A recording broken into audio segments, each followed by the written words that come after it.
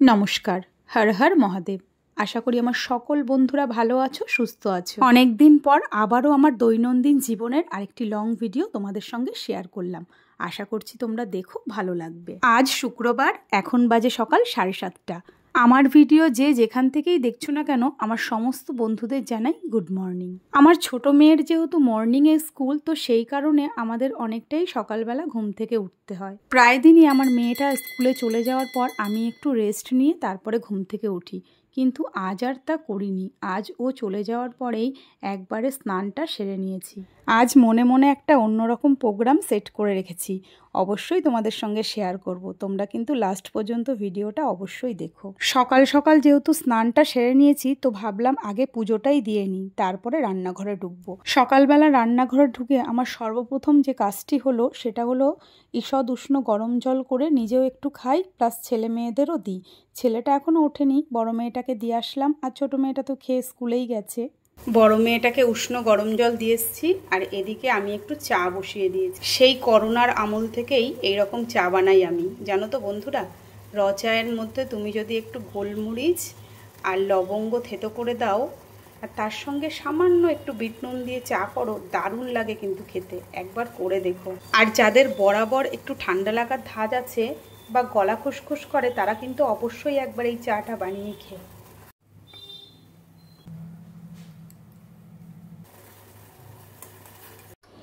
ব্যাস, চা রেডি হয়ে গেছে আমার।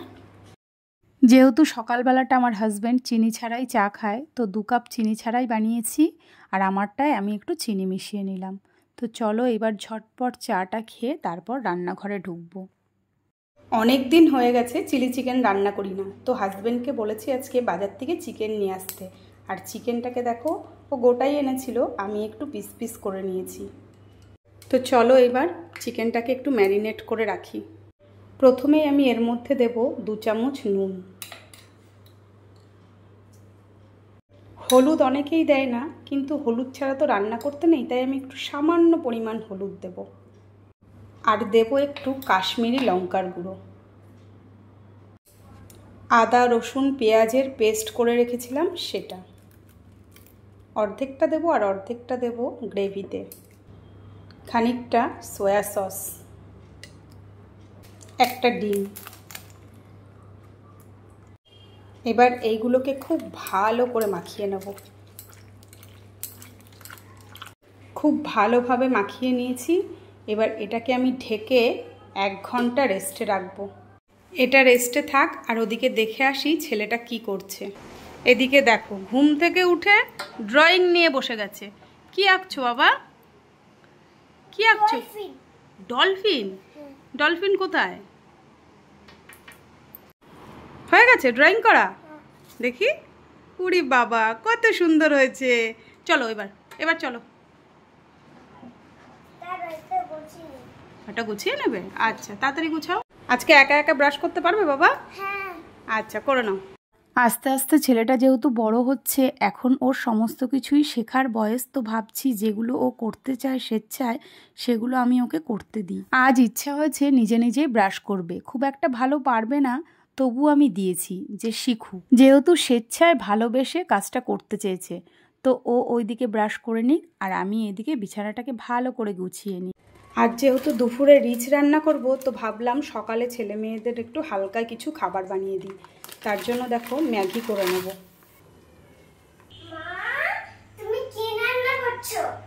আমি এখন সকালবেলা তোমার জন্য ম্যাগি বানাচ্ছি। তুমি ম্যাগি খাবে তো?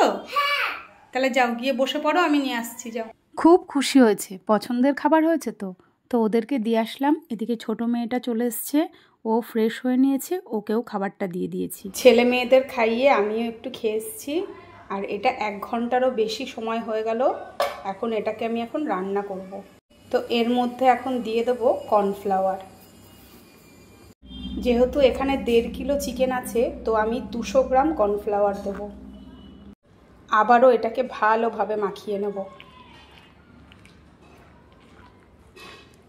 এদিকে আমার তেলটা খুব ভালোভাবে গরম হয়ে গেছে। এখন প্রত্যেকটা টুকরোকে দেখো ভালো করে ডিপ ফ্রাই করে নেব। চিকেনগুলোকে আমি এর থেকে বেশি আর ভাজবো না, জাস্ট একটু কালারটা এসছে দেখো, এইরকমই আমার থাকবে। যদি এর থেকে বেশি ভেজে ফেলি তাহলে না খুব শক্ত হয়ে যাবে চিকেনগুলো। যেহেতু চিলি চিকেন করব, তো তার জন্য দেখো একটু ফ্রাইড রাইসও করব। তো এদিকে আমি ফ্রাইড রাইসের সবজিগুলোকে একটু ভেজে নেব। কড়াইতে দিয়েছি সাদা তেল আর সামান্য একটু ঘি।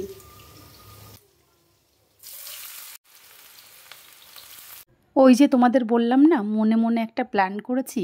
আজ না আমার ভাইয়ের বউয়ের জন্মদিন, ও না এই খাবারগুলো আবার খুব পছন্দ করে, ওর জন্য একটু নিয়ে যাব। আর এটা একদমই সারপ্রাইজ, ও কিছুই জানে না, শুধুমাত্র আমার মাকে বলেছি।